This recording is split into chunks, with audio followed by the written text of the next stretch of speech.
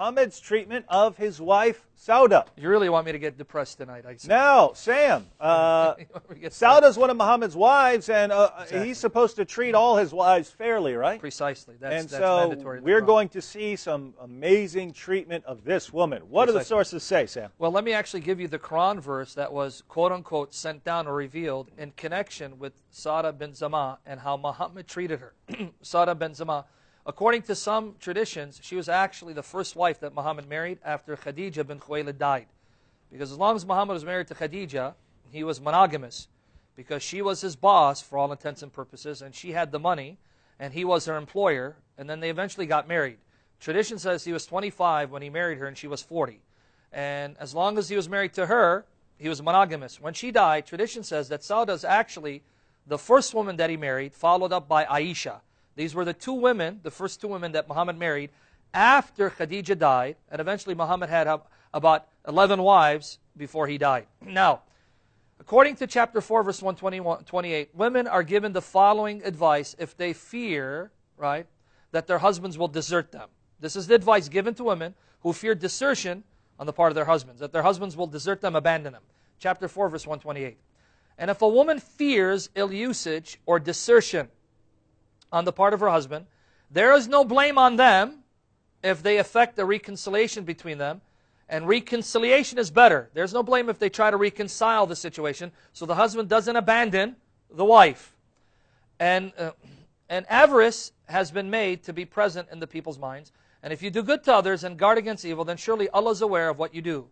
What people do not realize is that this passage was composed in reference to Sauda bin Zam'a, who feared that Muhammad was going to divorce her because she was old and no longer attractive. And another hadith says she was actually fat. And I'm not making fun of her.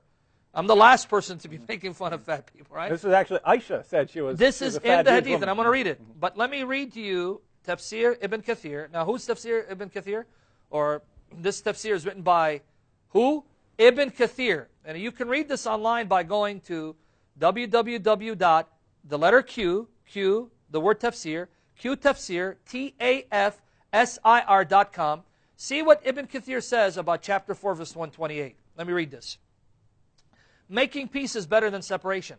An example of such peace can be felt in the story of Sauda bin Zam'a, who when she became aged, the Prophet wanted to divorce her, but she made peace with him by offering the night he used to spend with her to Aisha so that he would keep her. Did you see what happened here? Muhammad wanted to divorce her because she became old, she became aged. She made a deal with Muhammad, look, don't divorce me, keep me as your wife, but you don't have to visit me on the day of visitation, because according to tradition, Muhammad assigned a specific day to each one of his 11 wives. Later on, there were 9, because 2 had died. And so she said, look, let's say Thursday was her day. You don't need to visit me anymore on Thursday. You can visit Aisha, your favorite wife, on that day. So now Aisha has now 2 days assigned to her. The day that was originally hers, and now Sauda's day has been transferred over to Aisha. Now remember, if Muhammad is a prophet of mercy, what would we expect Muhammad to do? No, Sauda, don't worry about it. I'm going to continue to visit you. I'm not going to divorce you. After all, I love you. You are my wife. He goes, okay, I accept your deal. I'll keep you as my wife, but I won't visit you anymore. I'm going to visit Aisha instead. Let me read the rest of it. Abu Dawood al-Taylisi recorded that Ibn Abbas said, Sauda feared that the Messenger of Allah might divorce her, and she said, O Messenger of Allah, do not divorce me. Give my day to Aisha. And he did. The 2 Sahihs, Bukhari and Muslim, recorded from Aisha, who said, this is now Aisha saying this, that when Sauda bin Zam'a became old, she forfeited her day to Aisha, and the Prophet used to spend Sauda's night with Aisha. Making peace is better. It refers to the wife relinquishing some of her marital rights and its acceptance of the offer. So Sauda relinquished some of her marital rights, rights that belonged to her, so that Muhammad would keep her, Muhammad wouldn't divorce her. Now remember, we are told that Muhammad is a prophet of mercy to all creatures. Was this merciful? Did Muhammad actually show mercy to this aged wife? A woman who was old, whom he wanted to divorce because she was no longer attractive. And the hadith says, Sahih Bukhari, volume 6, Sahih Bukhari, Volume 6, Book 60, number 318, narrated Aisha, Sauda went out to answer the call of nature.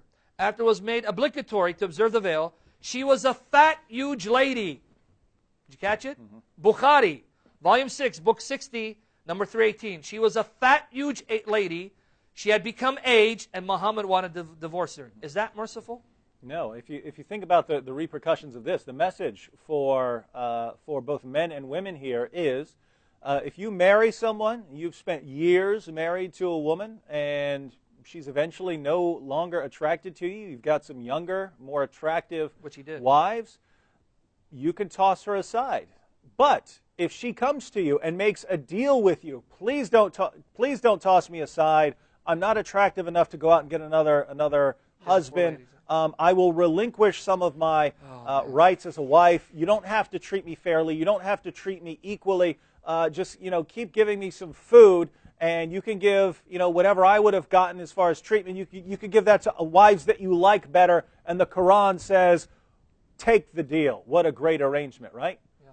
So I mean, what kind of security do you have if your husband actually takes the Quran seriously? As soon as you get older and unattractive, he can kick you to the curb unless you are willing to relinquish some of your rights as a wife. Lovely teaching we have here in the Muslim sources.